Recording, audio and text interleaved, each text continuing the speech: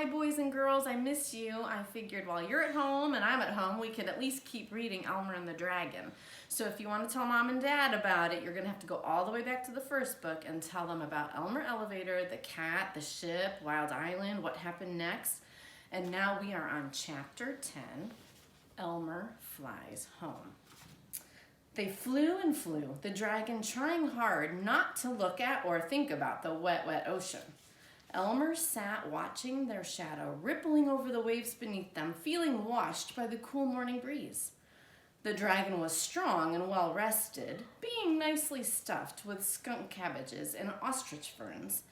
And they hadn't stopped once when he shouted towards evening, "I think I see land ahead." "So do I, and I think it's the coast of Popsicornia," yelled Elmer. "Yes, I'm sure it is. There's Firefly Lighthouse. It won't be long now. It's just a few miles up the coast from here." "Where shall I land when we get there?" asked the dragon. "Now that I'm free, I should hate to be put in a zoo or a circus or something." "Well, it will be dark soon. I think you could land on a wharf without attracting attention. Of course, we'll have to be quiet." They flew up the coast, passing the lighthouse and the village of Fruitoria and the town of Custard, and finally came to the outskirts of Nevergreen City. "There it is!" cried Elmer. "See that dark patch in the Evergreen Park? I live just across the street. Could you land on that long wharf just ahead?" "I think so," said the dragon, "but I do hope nobody sees me." He circled lower and lower and landed gently on the end of the wharf. Elmer slid off and whispered, "Gosh, it was fun knowing you, and I'm going to miss you and flying and everything. And thanks so much for bringing me home."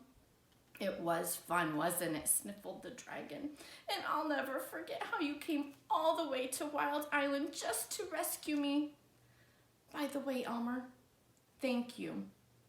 You ought to have this beautiful gold watch and chain. I can't see it on me, and anyway, I don't even know how to tell time. Are you sure? I could give it to my mother, but haven't I got something you'd like to trade it for?" "Well, as a matter of fact, I was wondering if you still had some of those delicious pink lollipops." "I have 4 left over," said Elmer, getting them out and taking off the wrappers.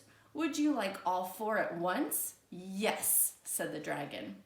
They stood there quietly in the dark, the dragon sucking 4 pink lollipops, and Elmer whispered, "Where will you go from here?" "I'll go to find my family in the great high mountains of Blue Land." And the dragon, thinking of his 6 sisters and 7 brothers and his gigantic mother and father, "Well, I'd like to go there too someday," said Elmer. "Well, maybe you will. But listen, I hear voices. Men coming down the wharf. Quick, you'd better hurry. Goodbye, dear dragon." The dragon flew up into the darkness just as 2 watchmen thumped by to make their rounds. Elmer hid behind a crate and heard one say, "Funny, I was sure I heard voices, and I know I heard something flying over our heads." "Look, 4 lollipop wrappers," said the other watchman who had been searching the wharf with his lantern. Said the first watchman. And then they walked back down the wharf.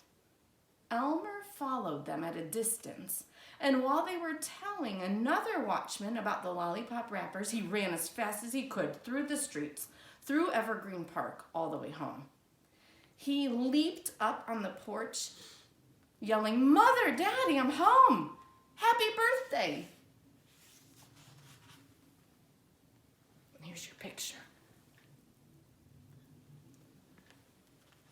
Mr. and Mrs. Elevator rushed to the door and they threw their arms around Elmer. "Oh, Elmer, how glad we are to see you. You don't know how worried we've been these past 2 weeks.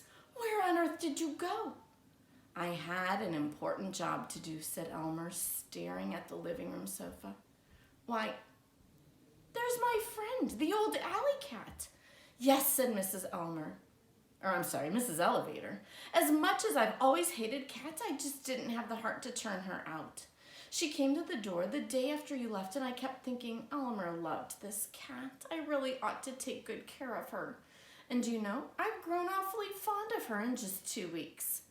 Elmer rushed over to the cat and whispered, I rescued the dragon and he just flew me home. He was right where you told me he'd be. You did what? Said Mr. Elevator.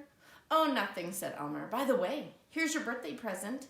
Elmer gave his father the 3 bags of gold and played Happy Birthday on the sterling silver harmonica. And here's a beautiful gold watch and chain for you, Mother. And where did you get these things? Mr. and Mrs. Elevator asked.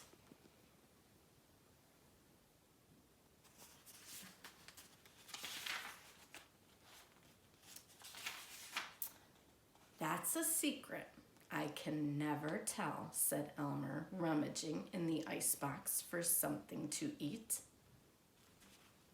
The end. You'll have to come back tomorrow for the first chapter of Elmer and the Dragon and Blue Man. See you tomorrow.